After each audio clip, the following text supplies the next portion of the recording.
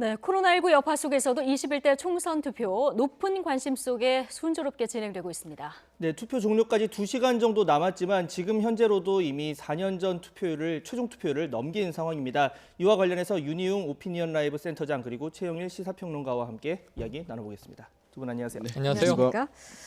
예, 이번에 코로나19 때문에 투표율을 걱정했는데 네, 이미 지난 20대 총선 최종 투표율을 넘어선 상황이고요. 맞습니다. 그리고 2004년에 60.6%, 그러니까 2000년대 들어서 보면은 그렇죠. 60.6% 기록한 적이 있었는데 이거 넘어서는 거 뭐 시간 문제일 것 같습니다. 시간 문제입니다. 지금 이 지난 이 총선, 20대 총선 58%보다 낮겠느냐, 높겠느냐. 대부분은 처음엔 낮다고 봤어요. 예. 그런데 사전 투표 열기를 보니까 좀 심상치가 않은 겁니다. 이건 코로나19 때문에 분산 효과로 예. 사전 투표에 좀 많이 몰렸다고 보기에도 과도하게 많이 몰린 수치였습니다. 그래서 그렇다면 결국은 이 보수, 진보, 여야 세 결집이 시작된 것이다. 그럼 지금 투표 참여 열기는 뜨겁다. 예. 본 투표율도 올라간다. 이런 예측이 이제 시작이 됐고요. 60% 이상도 어제 오늘은 많이 예상이 됐는데 지금 사실은 아까 점심시간을 넘기면서부터는 윤희용 센터장 이 전문가시지만 예. 시간당 4%씩 오르는 과거의 평균 예를 보면 70%도 넘지 않을까 하는 예측도 나왔지만 대략 지금 보기에는 60% 중후반 정도에서 안착할 것이다. 그런데 그렇다 하더라도요. 그렇다면 이 4년 전 총선보다 10% 정도 높은 투표율이 되는 겁니다. 가정입니다만. 예. 그럼 이 열기는 어디서 온 것이냐. 제가 보기에는 뭐 이 보수든 진보든 모두 다 절박감에서 최대한의 결집 효과가 나타났지만 제가 보기엔 또 하나는 코로나19를 우리가 극복해 가고 있는 과정에 좀 이 뭐랄까요? 우리가 방역 선진국이 됐잖아요. 우리 국민적인 자부심이 정치도 이제 선진화 시켜보자라고 하는 국민 열망으로 예. 전환된 게 아닌가 조심스럽게 추측을 해봅니다. 네, 이 총론부터 보고 강론으로 좀 넘어가겠습니다. 지금 이렇게 뭐 지난 총선에 비해서 10% 이상 높은 투표율을 지금 얘기를 하고 있는데 그렇다면 이게 어떤 의미고 또 어느 쪽에 유리할지 뭐 이런 부분에 대한 또 얘기도 나오잖아요. 네, 일단 이제 총선과 지방선거 같은 거 대선 아닌 경우에 네. 50%대, 그러니까 60% 정도가 마지노선이라고 대부분 이제 이게 인식하고 있던 상황이었어요. 예. 근데 지금 그것을 뛰어넘는 흐름을 보여주고 있는 것이니까 지금 한 2시간 정도 남은 상황에서 뭐 이제 아마 3% 내지는 4% 정도씩 1시간마다 올라갈 가능성이 있을 텐데 그러다면 60% 중반대는 뭐 틀림없이 가는 흐름이라고 할 수 있는 네. 것이죠. 그래서 상당히 어쨌든 이번 선거의 투표율이 매우 뜨겁다라고 평가할 수밖에 없는 것이고요. 네. 이것은 어쨌든 우리 최 평론가님 말씀하신 대로 코로나19로 인해서 유권자들이 오히려 예. 감염 위험이 아니라 실제 사회 의식, 뭐 이걸 이제 어떤 좋은 사람을 뽑아야겠다 그런 것이 우리의 국민의 생명과 안전을 다루는 일에 매우 이제 중요한 일이다라고 하는 인식을 제고시킨 측면이 아마 투표율을 높이는 이제 현상으로 나타난 측면이 있다고 할 수 있겠고요. 이제 과거에 우리가 투표율이 이제 높낮이에 따라서 이제 어느 진영의 이제 유불리를 따지는 뭐 그런 분석들이 이제 많이 있었습니다. 네. 여전히 이제 그것이 유효하긴 한데요. 존재하긴 하는데 2012년 대선에서 이제 이것이 투표율이 높았는데 보수 후보 박근혜 후보가 당선되면서 이 논의가 이제 깨진 것 아니냐 그 명제가 이렇게 얘기를 하는데 완전히 이제 이것이 의미 없는 것은 아닙니다. 왜냐하면 네. 그것이 완전히 의미 없기 위해서는 투표율이 매우 낮았을 때 진보 진영이 승리하는 것이 한번 이제 사례가 나와야 되는데 아직 그런 경우는 이제 없는 상황이기 예. 때문에 뭐 반 정도는 아직 유효한 상황이라고 할 수 있겠고 이번에 이제 보면은 투표율이 높다는 것은 무엇이냐 하면은 뭐 말씀하신 대로 진보층, 보수층이 많이 나오는 것이기도 한데 그 사이에 정치 관심도 관여도가 떨어지는 중도 중간층들도 네. 대거 투표장에 나왔다는 것을 얘기하는 것이거든요. 그래서 이제 지금 뭐 진보와 보수 성향층들은 성향이 뭐 뚜렷하고 지지정당이 뚜렷한데 이 중도 중간층들은 성향을 분명히 이제 알 수는 없는 그런 상황이기 때문에 여러분들이 지금 이제 안정을 바라는지 아니면 현 정부에 대한 견제를 바라는지 그런 심리가 어느 쪽의 중도층들이 많이 가지고 있는지에 따라서 선거의 최종 결과 영향을 받을 것으로 보입니다. 네, 지금 윤희웅 센터장님이 중도층도 아마 투표적이 많이 나왔을 네, 것이다 이 네. 얘기를 해주셨는데 이 표심이 어디로 갈지 이 부분이 그렇죠. 굉장히 궁금합니다. 그렇죠. 그래서 지금 그것을 분석해 볼 수 있는 몇 가지 예. 이제 지표나 요소가 있을 텐데 이번 선거의 특징이 있습니다. 이번 선거는 사실은 굉장히 이 유권자들이 직관적으로, 직감적으로 투표할 것이다. 왜냐하면 그 이전에 이성적이고 합리적인 투표는 정책과 공약을 꼼꼼히 뜯어보고 인물들도 교차 분석을 해보고 유권자가 합리적인 판단을 내리는 건데 이번에 생각할 시간과 소재가 부족했어요. 코로나19와 정부가 싸우고 있죠. 전 국민적으로 사회적 거리두기에 참여하고 있죠. 아이들의 방학은 한 달 이상 늦어졌죠. 그러니까 맞벌이 부부들은 힘들죠. 여러 가지 이제 이 방역과 함께하는 이 국민적인 예. 생활이었는데 그 사이에 언론에서도 사실은 총선 관련 보도를 많이 못했습니다. 매일 우리는 코로나19 관련 브리핑과 주로 그날 나오는 확진자 동선, 역학조사 이런 것들이 이제 집중을 했었죠. 거기다 신천지 사태 이후에는 전국적으로 패닉도 잠시 왔었습니다. 그리고 나서 이제 정신 차리고 보니까 총선이 너무 바투게 다가온 거예요. 4월 2일에 선거운동 시작됐는데 예. 사실은 크게 보면 정부의 슬로건 하나예요. 국민을 지켜내겠다. 그러니까 함께 해달라. 정부 여당과. 그럼 야당은 뭐냐면 정권 심판론이 오래 흘러왔는데 이게 너무 좀 모호한 내용이었어요. 그래서 바꿔야 산다. 이렇게 이제 좀 명확하게 갔는데 그 사이에 또 이 여당 압승론이 나오자 지금 빠르게 이제 전환한 것이 폭주냐 견제냐 이렇게 와 있습니다. 그 안에 공약과 정책이 없는 건 아니나 국민들이 전달받을 시간이 너무 부족했기 때문에 국민들이 지금 대거 투표에 나오고 있는데 문제는 정확한 정보를 분석하고 나온 것은 아니다. 그렇다면 큰 명제를 가지고 싸우는 네. 거예요. 제가 보기에는 정말 정부에 힘을 실어주는 것이 필요하다고 판단한 중도층이 더 많으신지 아니면 역으로 정부가 너무 세져도 안 되지. 야당이 좀 견제해야 되는데 쪽의 표심이 더 큰지. 근데 제가 보기에는 이게 대세의 흐름이 좀 만들어질지 아니면 균형론으로 갈지가 문제거든요. 사실은 국민들의 다수 대세, 이게 밴드웨건 효과인데 이번엔 어느 한쪽을 확실히 응징해야 한다라고 판단될 때는 표쏠림 현상이 나타나고요. 예. 대체로는 이제 균형을 잡는 쪽으로도 많이 가는데 저는 이 두 가지 중에 국민들의 이번에 힘의 무게가 네. 어느 쪽으로 전자에 쏠지, 있지 않을까 전자에 하는 있을 고민을 것이고. 좀 해봅니다. 예. 네. 네, 뭐 뚜껑 열어봐야 하는 그렇습니다. 합니다만 예측일 예. 뿐이죠.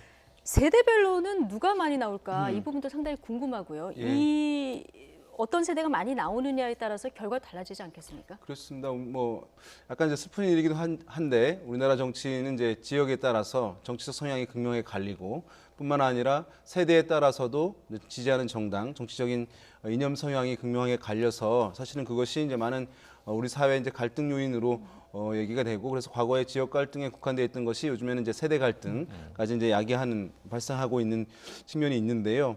지금 이제 연령대 투표를 이제 보시면 아시겠습니다만은 뭐 많이 이제 사전 투표 때문에 젊은 층들의 투표율이 이전보다는 높아지긴 했습니다. 근데 이제 50대, 60대 고령층, 특히 이제 60대 이상의 그 투표율들은 상당히 이제 높은 것이죠. 지금 이제 18대였고 방금 이제 19대였죠. 네, 지금 자, 19대. 예, 그럼 20대에서는 60대 이상이 몇 프로 나오겠습니까? 60%대가 아니라 70%대로 높아지는 거니까 사실은 고령층의 인구가 많아지잖아요. 네. 그러면서 투표율도 높아지는 현상이 있어요. 그러니까 상당히 이제 고령층의 표심도 중요한 상황이라고 할 수가 되고 당연히 이제 어쨌든 이런 상황에서는 그 보수 정당 고령층 같은 경우는 보수 정당 이제 지지가 경향이 강하기 때문에 보수 정당의 안정적인 어떤 득표를 할 수 있는 기반이 어쨌든 60대, 70대라고 할 수가 있는 것이거든요. 반면에 이제 그에 비해서는 이제 다른 연령대는 투표율이 높지는 않은 상황이긴 합니다. 그러나 이제 보시게 되면 애초에는 이제 그 아까 18대 총선의 투표를 보시게 되면 20대에선 투표율이 20%대였어요. 그런데 지난 총선에서는 50%대였고 심지어 20대 투표율이 30대보다 높았습니다. 네. 예, 그러니까 상당히 그것은 사전 투표제 때문에 투표율이 높아지는 것이거든요. 근데 왜 사전 투표제가 투표를 높이냐 하면 우리나라 젊은 층의 주소지 행태가 뭐냐면 주민등록 주소지와 실제 거주지 불일치도가 높아요. 근데 그렇죠. 대학을 예. 가거나 직장 초년에는 주소지를 안 옮기기 때문에 그런 면에서 사전 투표 제도가 젊은 층의 투표를 높이는 효과를 불러왔던 것이고요. 어쨌든 그런 상황에서 20대는 좀 다양화된 측면인데 성향이 30, 40대는 어쨌든 이 진보 성향이 매우 뚜렷한 상황이기 때문에 여당은 어쨌든 30, 40대의 높은 이제 투표율을 기대를 하고 있는 것이라고 할 수 있겠고요. 그래서 이제 50대 같은 경우는 뭐 비슷하게 40대에 나오고 있습니다만은 중도 중간적 성향을 많이 띠는데 과거에는 이제 고령층이라고 했습니다만은 지금은 50대가 중도층, 예. 중간층이 이제 많이 들어가 있어서 50대가 손을 들어주는 쪽이 승리한다 이런 유리할 수 얘기는 이제 유효하죠. 과거에는 40대를 그렇게 얘기했는데 지금 좀 변화가 됐습니다. 그렇군요. 네, 이렇게 지금 저희가 대화를 나누는 동안에 이 네. 16시 투표율 네. 집계가 나왔습니다. 제가 지금 선관위 홈페이지에 들어가서 확인을 하니까 예. 이 집계가 250개에서 전부 지금 완료가 돼서 이제 4시 기준 투표율 전국적으로 59.7% 지금 기록하고 있는 상황입니다. 이미 이제 뭐 아까 앞서 얘기했지만 4년 전 총선 당시에 넘어섰죠. 58%는 이미 넘어선 네. 상황입니다. 예, 저희 투표율 상황을 좀 정리해 보고 갈까요? 예. 네, 시도별로 좀 보시겠습니다. 전국 투표율 4시 기준으로 59.7%까지 올랐고요. 서울이 지금 61%, 인천 56.4%, 인천이 좀 낮군요. 최저를 보이고 있고요. 경기가 57.9% 이렇게 보이고 있습니다. 네, 다음으로 충청권 보겠습니다. 이 59.6%의 대전, 그리고 62.3의 세종, 충북은 58.5, 충남은 57%의 오후 4시 기준 투표율 보이고 있습니다. 네, 부산, 울산, 경남 보시죠. 전국이 지금 59.7%인데요. 이 지역은 모두 60%를 넘어선 이런 상황입니다. 네, 다음으로 보겠습니다. 이 다음 지역. 네, 네, 번역별로 좀 보시죠. 네, 지금 가장 높은 지역 그리고 가장 낮은 지역 이렇게 광역자치단체별로 보겠습니다. 먼저 전남이 63.2%로 오후 4시 기준 가장 높은 투표율을 보이고 있고요. 아까 봤던 인천 지금 56.4%로 가장 낮은 투표율을 기록하고 있습니다. 네, 투표율 조금 더 보겠습니다. 네, 역대 이 총선 투표율과 비교를 한번 해보죠. 이 지난 2016년 20대 총선 당시에 이 시각, 그러니까 오후 4시 기준입니다. 오후 4시 기준으로 지금 이번 총선 투표율이 59.7%인데 2016년에는 50.2, 그리고 2012년에는 45.8, 2008년 39.5보다 지금 훨씬 높은 네. 투표율을 기록하고 있는 모습 볼 수가 있습니다.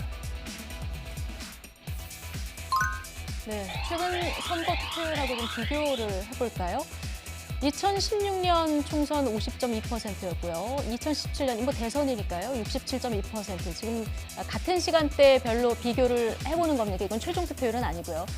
지금 2020년 그 총선, 이번 총선 59.7%까지 오른 상황이라서요. 상당히 높은, 아까 두 분 전문가가 예측해 주셨듯이 60% 중반대까지 예측이 되는 이런 상황입니다.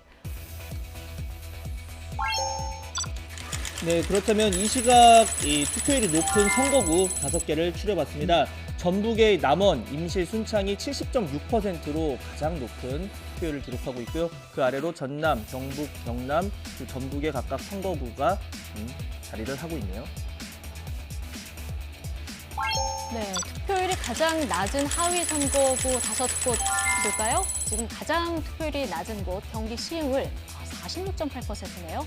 그 뒤로 경기 부천정, 경기 안산 단원갑, 충남 천안갑, 경기 부천갑 이렇게 투표율 낮은 순을 기록하고 있는 모습까지 확인하고 오셨습니다. 네. 네, 앞서 뭐 얘기해 주신 네. 것처럼 그러니까 대재난 속에서 사회 참여 의지가 강해졌다 뭐 이런 얘기를 해주셨어요. 이번 네. 투표율이 이렇게 높아진 거를 얘기를 해주셨는데, 자 뭐 사실 여야 모두 지금 제 눈에 물대기 식, 그러니까 아전 인수식 해석도 나오고 있는 상황입니다. 이 높아진 투표를 가지고. 예. 그런데 올해 달라진 점이 이 만 18세 유권자가 처음으로 투표 자격을 얻었습니다. 그래서 2001년 4월 17일생부터 2002년 4월 16일생까지가 그동안 투표권이 없었는데 이번에 생겼는데 이게 53만 명입니다. 어떻게 작용할까요? 뭐 일단은 큰 비율은 아니지만. 예. 그렇습니다. 이제 지역구에서는 사실은 뭐 크게 영향을 줄 수는 없습니다. 왜냐하면 253개 지역구에 비교적 고르게 분산이 되어 있는 것이기 때문에 그렇거든요.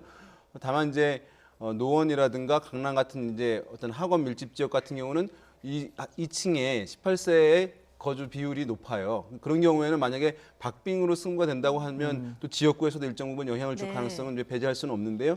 어쨌든 큰 틀에서는 지역구에서는 영향도는 이제 미미할 것이다. 다만 어쨌든 이들이 어떤 특정 성향을 가지고 있다고 한다면 이제 비례 투표에서는 어느 한 정당에 몰아주는 모양새로 나타나게 될 경우에는 뭐 그것은 뭐 의석에 영향을 주는 그런 흐름으로 나타날 가능성은 있다고 할 수 있겠고요. 아까 이제 잠깐 그 최저 투표율 지역 네. 나왔었잖아요. 경기 보면은 이제 시흥, 예. 그 5개 지역 중에 보니까 눈에 띄는 것이 부천 지역들하고 예, 인천이 경기도, 좀 낮습니다. 그다음에 네. 예, 또 안산의 단원 지역이 좀 낮은 것으로 보여요. 이 지역의 특징이 무엇이냐면 최근에 막말 등 논란들이 있었던 지역이거든요. 네, 그러니까 유권자들이 어떤 정책 성향을 가지고 있는데 자기가 선호하거나 지지하는 후보에게서 이제 그런 논란들이 왔을 때 투표장에 가기 싫어하는 마음이 생길 수 있거든요. 그것이 지금 이제 약간 다른 지역에 비해서 낮은 투표율로 나오는 배경이 아닐까 분석을 해볼 수 있겠습니다. 예. 마지막 막말 변수 얘기해 주셨는데 네. 그 세월호 텐트 관련 얘기를 했었던 차명진 후보는 네네. 어제 다시 또 살아났습니다. 맞습니다. 근데 이 차명진 후보의 후보 자격이 살아난 것이고 네. 역으로 미래통합당의 이 지도부의 혼란은 더 커진 겁니다. 그러니까요. 국민들에겐 이것은 특히 지지층에게도 그렇고 이제 끌어와야 되는 마지막 표심이 중도층이잖아요. 이 중도층을 통합당이 끌어오는데 상당한 부작용을 지금 낳고 있는 상황입니다. 예. 자, 보시면 이게 엎치락뒤치락해서 후보 자격은 살아났지만 자, 막말이 나왔고요. 그 막말에 대해서 당 지도부는 제명을 결정했습니다. 근데 윤리위에서 탈당 권유로 바뀌었어요. 그러니까 다시 제명으로 최고위에서 결정을 했어요. 이 사이에 선관위는 후보 자격을 무효화했는데 예. 이 차명진 후보는 가처분 신청을 법원에 낸 거죠. 어제 나온 법원의 결정이 자, 후보 자격 무효를 취소한다는 거예요. 그러니까 후보 자격이 살아난 겁니다. 그래서 지금 현재 후보예요. 예. 그런데 문제는 이 김종인 위원장은 윤리위의 결정이 한심스러운 결정이라고 했고 황교안 대표는 우리 당 후보가 아닌 것으로 본다고 했고 그러면 이게 중간에 떠버린 상황에서 통합당은 오히려 차명진 대혼란 때문에 전국 선거에서 상당히 부정적인 타격을 받게 됐다. 예. 이렇게 봐야 할 것 같습니다. 뭐 막말이 세월호 텐트 이 발언뿐만 아니라 저 정도면 결혼 이런 발언도 있었고요. 뭐 선거 끝나면 테러, 뭐 쓰레기 정당 여러 가지 막말이 나왔는데 네. 이런 막말들이 아까 얘기 들어본 거 보면 유권자들을 좀 투표장으로 안 가게 하는 요인이 될 수도 있는 겁니까? 그 지역에 분명히 이제 있는 예. 것이고요. 이제 요즘에 이런 막말 논란들이 상당히 이제 많은데요. 예. 이것을 이제 그 이유 중에 하나는 정치가 이제 상당히 극단화된 현상인데요. 과거에는 이제 정치인들이 보통의 유권자들 대상으로 커뮤니케이션하는 이제 흐름들이 있어 왔지만 최근에는 보수 진영의 정치인들은 보수 진영의 강경 지지층을 대상으로 한 그들과의 커뮤니케이션을 강화하고 또 진보 정치인들은 진보 진영에 있는 어떤 이제 플랫폼들이 있지 않겠습니까? 뭐 유튜브라든가 뭐 이런 것들이 있는데 그 안에서 그 강경 지지층과 대화하는 것들에 익숙해져 있는 상황이에요. 양쪽 다. 그러다 보니까 선거 같은 이런 이제 벌판에 필드에 나오게 된 상황에서 그것을 좀 수위를 조절하거나 좀 변화를 가져와야 되는데 그렇지 않고 기존의 자기 진영 내에서 얘기하던 모습들을 그대로 열광하던 강경 지지층들이 그 얘기들을 그대로 쏟아내게 되면서 예. 일반 이제 정치의 관여도가 아주 높지 않았던 유권자들로부터 강한 이제 반발을 사게 되고 그것이 정치에 대한 혐오를 불러일으키게 되는 것이고 아까 보셨듯이 그 지역에서는 다른 지역에 비해서 실제 투표 참여를 떨어뜨리게 하는 것이니까 상당히 이제 뭐 악순환 나쁜 이제 지금 결과를 낳고 있는 것이기 때문에 네. 이번에 상당히 논란이 이제 많이 됐고 사회적으로 환기가 됐기 때문에 정치인들이 어떤 이제 대중적 감수성을 키우는 것뿐만 아니라 본인들이 자기 진영 강경 지지층만 놓고 얘기하는 이런 모습들을 상당히 좀 개선을 이번에 많이 해야 되지 않을까 생각됩니다. 네. 자, 최평론가님께 질문을 드리겠습니다. 그 사실 뭐 아까 얘기한 것처럼 여당은 더 확실히 힘을 실어달라. 그리고 뭐 미래통합당 같은 경우는 더 견제해야 되고 심판해야 한다. 이런 그렇죠. 얘기를 하고 있는데 이번 선거에서 또 관심이 가는 게 1, 2당은 이 두 당 중에 된다면 과연 네. 3당은 누가 될 것이며 그렇죠. 몇 석이나 차지할 수 있을까? 맞습니다. 이 부분이 굉장히 큰 관심입니다. 그러니까 지금 사실은 이 선거법 개정을 한 취지는 다양성을 더 많이 민의의 다양성을 국회에 반영시키자. 그러면 군소 야당들이 이게 유리할 예. 것이라는 전제하에 4+1 협의체에서 이건 정의당이 단식 투쟁했고요. 사표도 지금- 줄이고 예. 소수 정당의 원내 진입을 돕자는 그거는 취지였는데 원래 우리 선거에서 좀 보완해야 될 점이었고 선관위도 계속 권고했던 거예요. 예. 우리나라 사표가 너무 많다. 그러니까 그걸 보완하는 제도를 좀 이 국회에서 채택해 달라. 근데 그 결과 사실은 우리가 지지난해가 돼버렸습니다만 당시에 바른미래당의 손학규 대표 또 정의당의 이정미 당시의 대표가 단식 투쟁까지 하면서 관철을 시켰고 네. 민주당은 그럼 거대 양당이 손해 보더라도 연동형 한번 해보자. 근데 이게 준연동형이 됐죠. 캡이 씌워지면서 사실상 준준연동형이 됐죠. 근데 여기는 이제 미래통합당이 미래한국당이라는 비례 정당을 띄우면서 이게 소위 위성정당이죠. 예. 여기에 야당까지 가세해서 이거는 대혼란이 돼버린 겁니다. 그런데 지금 현재 내일 아침에 개표 결과를 보겠지만 그러면 이제 야당이 단독 과반 하느냐 못하느냐, 의외로 약진했느냐 아니냐 이걸 보려면 결국은 비례정당까지 포함해야 되는 네. 거죠. 지역구에다가 비례정당이 더불어시민당 합쳐서 봐야 되고 미래통합당은 미래한국당 합쳐서 봐야 되고 그럼 말씀하신 대로 그나마 다양성을 지켜낼 수 있는 정당이 어디가 있을까? 근데 열린민주당은 이 더불어민주당 쪽은 부인하지만 사실상 스스로는 효자정당이라고 이야기를 하면서 자생비례정당이란 말이에요. 네. 그러니까 위성정당이 여당엔 2개가 있는 셈이에요, 사실상. 그러면 이 중간에 있는 당은 사실 지금 현재 3개밖에 없습니다.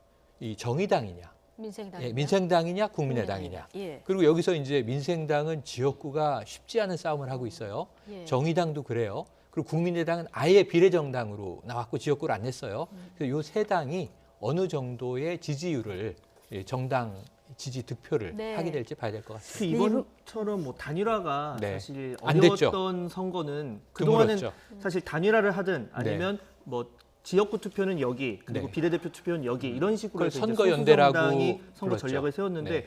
이번엔 그런 게 그러니까 왜 그러냐면 이게 비례정당의 폐단이에요. 비례정당이 생겨버려서 이 정당 지지는 다른 기호긴 하지만 사실상 여기서 얻어지는 비례대표를 우리 당이 흡수할 것으로 전제하고 가는 편법적인 상황이 벌어지다 보니까 전 여기서 굉장히 안타까운 게 선관위는 왜 비례정당을 받아줬을까예요. 아까 이제 뭐 차명진 후보 얘기를 하면은 애초에 시작으로 올라가면 공천이 문제예요. 예. 그럼 이번에도 마찬가지로 비례정당이 난립할 수 있는 사실은 이제 선거법 개정이 잘못됐다고 볼 수 있지만 이 혼란의 몇몇 지점들은 우리가 좀 놓쳤기 때문에 예. 아쉽게도 나중에 유권자가 혼란을 겪는 안타까운 상황이 벌어지는 것은 앞으로 21대 국회에서 바로 잡아지길 기대해 봅니다. 예. 윤희용 센터장님. 네.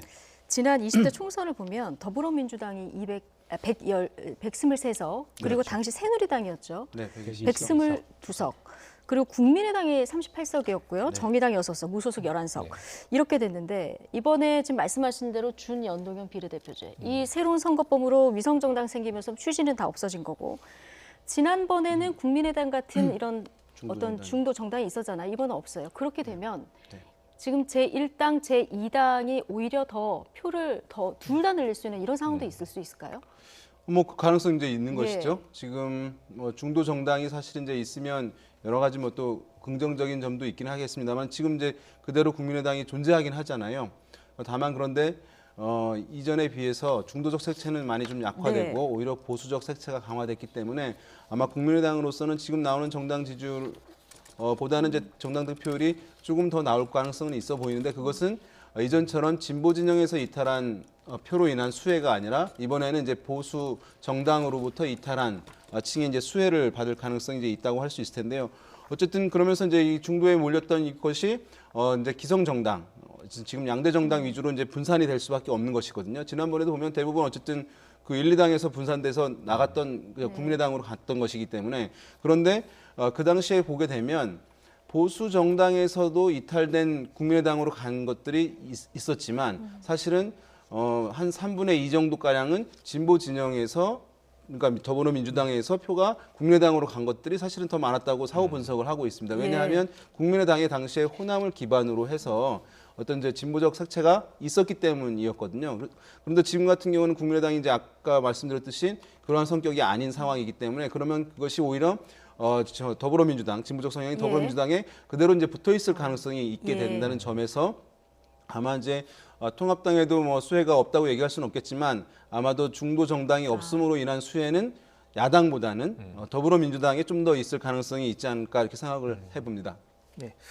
자, 지금 시각이 이제 4시 25분. 그래서 이제 투표 종료가 1시간 반 정도 남았습니다. 네, 지금 네. 세계에서도 우리나라 총선 주의 깊게 지켜보고 맞습니다. 있을 텐데 이 자가격리자 가운데 투표 신청하신 분 20% 네네. 조금 넘기는데 이 투표가 6시부터 오후 맞습니다. 6시부터 가능한 상황인데 물론 이제 소중한 한 표고 당연히 이제 행사해야 되는 본인의 이제 국민으로서의 권리지만 또 이분들 주의할 점이 꽤 있을 것 같아요. 주의할 점이 많습니다. 그럼에도 불구하고 이게 외국에서 왜 주목해서 바라보고 있냐면 예. 지금 이 코로나19 팬데믹 전국에서 유일하게 민주주의 선거를 그대로 속행하는 나라, 우리나라. 나머지는 선거 미룬 나라들이 많지 않습니까? 예. 자, 그래서 주목해 보는 거고 또 하나는 이 자가격리자의 참정권도 우리는 보장한다. 그런데 이제 물론 본인이 투표 희망을 한 분들이에요. 5만 9천여 명 정도가 자가격리 대상인데 1만 3천여 명 정도가 오늘 투표 참여하신다고 해요. 하지만 공식적으로는 6시에 투표가 끝나지만 이분들은 7시까지 이 잔여 시간을 더해서 이때 투표를 하는데 자, 첫째, 자가격리인데 나오시잖아요, 집에서. 반드시 이 관리자와의 네. 신고하에서 움직이셔야 되고 대중교통 이용하시면 안 됩니다. 자차나 도보. 그리고 5시 20분부터 나오실 수 있고요. 그리고 이 투표소에 가시면 일단 대기하셨다가 동선이 일반 그 투표자와 섞이시면 안 됩니다. 임시 기표소가 따로 있거든요. 거기서 이제 투표를 하셔야 되고 네. 그리고 즉시 돌아가셔야 됩니다. 다른 곳에 들리시면 고발 조치될 수 있고 처벌될 수 있다. 그래서 지자체마다 약간 다른데 관리자가 1대1 동행이 원칙인데 인원이 그렇게 안 되는 경우에는 자가격리 앱으로 원격 교신을 하시면서 움직이셔야 되거든요. 집에서 나갑니다. 투표장 왔습니다. 투표 마쳤습니다. 귀가했습니다. 여기서 이탈하시면 처벌받는다. 이것만 명심해 주시고 소중한 한 표 행사하시기를 바랍니다. 예. 어떤 분들은 아마 상당히 이제 왜 자가격리자까지 투표를 할 수 있도록 하면서 많은 불편을 일으키느냐, 많은 위험을 또 증폭시키느냐라고 생각하시는 분들이 많을 것 같아요. 그런데 우리 헌법에서 보장하는 이 헌법상 기본권으로서 이 선거권, 이 투표권은 사실 헌법에 보장되어 있기 때문에 너무나 중요한 문제고, 만약에 이것이 원천적으로 봉쇄가 된다고 했을 경우에 사후적으로 자기 기본권이 침해되었다라고 하는 뭐 헌법소원이라든가 이런 것들이 벌어질 가능성도 제법 크거든요. 그러니까 선관위에서 어쨌든 이렇게 자가격리 이런 위험에도 불구하고 최대한 안전장치를 통해 가지고 이런 헌법상 기본권을 보장하려고 하는 시도는 상당히 긍정적으로 평가받을 만한 것이고, 아마 이후에도 외국에서도 굉장히 어쨌든 긍정적인 이것은 시선으로 바라볼 가능성이 매우 높다고 예. 생각합니다. 지금 뭐 사전 투표율이 굉장히 높은 상황이고 두 분께 짧게 하나씩만 질문 네. 드리겠습니다. 사전 투표를 보면 네. 그 격전지일수록 투표율이 높은 수도권 지역은 맞습니다. 특히 그러지 않았습니까? 맞습니다. 그러면 지금 격전지 굉장히 많은데 마지막까지 가장 마음을 졸일 격전지 어디로 보십니까? 저는 저기로 봐요. 부산으로 봐요. 부산. 네, 부산으로 보는데 많은 분들이 부산시 부산진 갑 김영춘 전 해수부 장관과 서병수 이제 전 부산시장의 예. 격돌을 보는데 저는 양산을 보고 있어요. 여기가 이제 통합당은 나동현 후보하고 사실은 김두관 후보가 김포에서 경남으로 지원사회까지 내려간 곳입니다. 양산을이 이제 문재인 대통령의 사저가 있는 곳이거든요. 원래 홍준표 전 대표가 네. 출마 선언했다가 공천 탈락해서 대구 수성 을로 갔죠. 그래서 저는 부산 낙동강 벨트가 낙동강 이번에 벨트를 좀 주목하신다. 치열할 것 같습니다. 네, 윤희용 센터장님. 저는 이제 서울 광진을인데요. 아까도 나왔습니다만 이제 여당의 청와대 대변인을 했던 고민정 후보, 그다음에 야당에서는 오세훈 전 서울시장 맞붙는 상황인데요. 거물급 인사와 정치 신인이지만 어쨌든 문재인 정부가 상당히 상징성이 있는 인물 대결인데요. 여기서 이제 투표율이 뭐 결과가 어떻게 나오는지 따라서 상당히 이제 호상아들의 평가가 많을 수밖에 없는 그런 그렇죠. 상황이거든요. 그래서 그리고 이제 어떤 야당에서는 오세훈 후보의 당선 여부에 따라서 야권에서의 어쨌든 차기 대권 가도에서의 어떤 구도 이것들도 변화가 가능한 상황이기 때문에 이 광진을 어쨌든 끝까지 저는 관심 지역이라고 할 수 있겠습니다. 네, 남은 1시간 반 정도 이제 투표 남았는데 좀 더 주의 깊게 지켜봐야 될 것 같고, 아까 최영일 평론가님 말씀 중에서 오후 7시까지 이제 투표 이야기 하셨는데 네. 그러니까 7시까지 집에 들어와야 되고 맞습니다. 6시 전에 맞습니다. 투표장에 가야 투표할 수 있다. 이거 맞습니다. 혹시나 시청자분들 네. 헷갈리실까 봐 외출 말씀. 시간이 그쵸, 5시 20분부터 7시까지. 7시까지는 집에 들어와야 하는 맞습니다. 겁니다. 예, 그래서 아마 오늘 방송사 출구조사도 자가격리자들 투표 때문에 조금 늦게 15분. 그렇죠. 6시 15분부터 이제 보실 수 있는 이런 상황입니다. 네, 지금까지 윤희용 오피니언 라이브 센터장 그리고 최영일 시사평론가 두 분과 이야기 나눠봤습니다. 고맙습니다. 고맙습니다.